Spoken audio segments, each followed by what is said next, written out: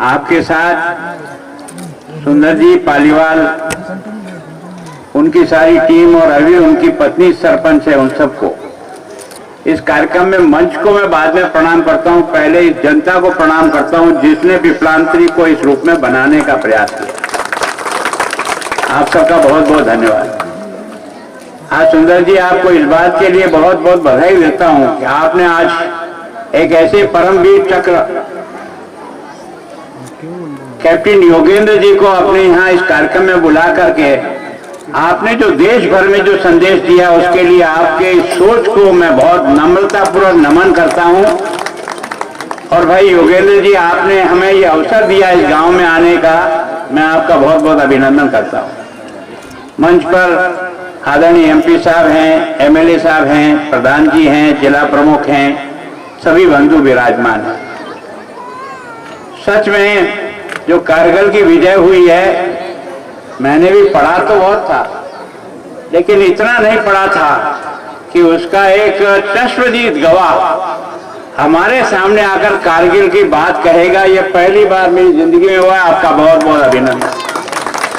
इतना तो जरूर सुना था कि मां भारती का कोई चमत्कार था, दुश्मन ऊपर था, हमारी सेना नीचे थी, और वो जिस प्रकार से हमला पर हमला करता जा रहा था और हमारे सैनिक जिस तरह से मौत के घाट उतरते जा रहे थे, ऐसे समय में भी आप जैसे बहादुर को भारत माता वास्तव में कोई देवी है, उसने आप में मन में इतनी ताकत पैदा की कि भगदड़ मच करके भागना शुरू हो गया। ये विजय का जो श्रेय मिला है, ये इस मां भारती जैसी, ये ईश्वर का कोई स्वरूप है जो इस प्रकार के लोगों में भी इतनी क्षमता पैदा करती है कि अंतिम समय तक वो संघर्ष करता है। और वो अंतिम समय का जो संघर्ष है, जीत और हार के बीच में एक बाल जितना अंतर है।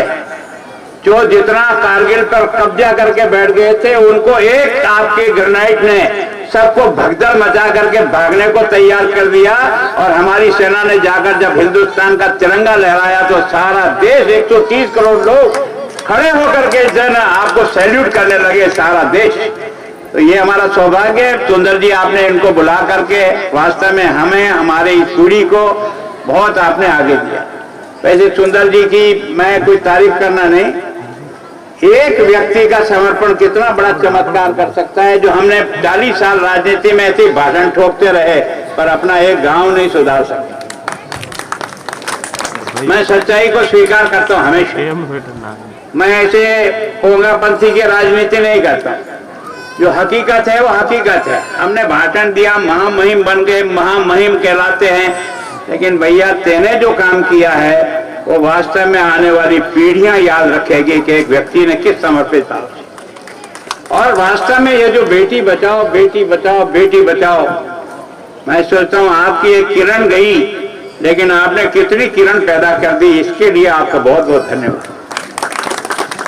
इतना तो जरूर सुना था कि मां भारती का कोई चमत्कार था, दुश्मन ऊपर था, हमारी सेना नीचे थी, और वो जिस प्रकार से हमला पर हमला करता जा रहा था और हमारे सैनिक जिस तरह से मौत के घाट उतरते जा रहे थे, ऐसे समय में भी आप जैसे बहादुर को भारत माता वास्तव में कोई देवी है, उसने आप में मन में इतनी ताकत पैदा की कि भगदड़ मच करके भागना शुरू हो गया। ये विजय का जो श्रेय मिला है, ये इस मां भारती जैसी, ये ईश्वर का कोई स्वरूप है जो इस प्रकार के लोगों में भी इतनी क्षमता पैदा करती है कि अंतिम समय तक वो संघर्ष करता है। और वो अंतिम समय का जो संघर्ष है, जीत और हार के बीच में एक बाल जितना अंतर है।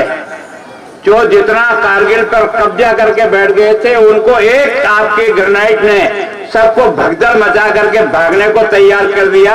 और हमारी सेना ने जाकर जब हिंदुस्तान का तिरंगा लहराया तो सारा देश, 130 करोड़ लोग खड़े होकर के जन आपको सैल्यूट करने लगे, सारा देश। तो ये हमारा सौभाग्य है। सुंदर जी, आपने इनको बुला करके वास्तव में हमें, हमारे इस पीढ़ी को बहुत आपने आगे दिया।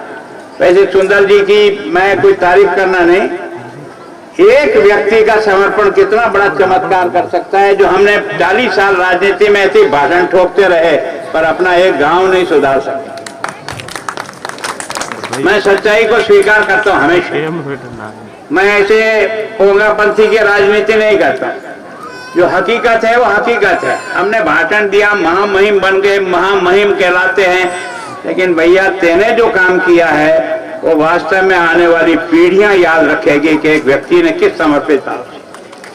और वास्तव में ये जो बेटी बचाओ बेटी बचाओ बेटी बचाओ, मैं सोचता हूं आपकी एक किरण गई, लेकिन आपने कितनी किरण पैदा कर दी, इसके लिए आपका बहुत बहुत धन्यवाद।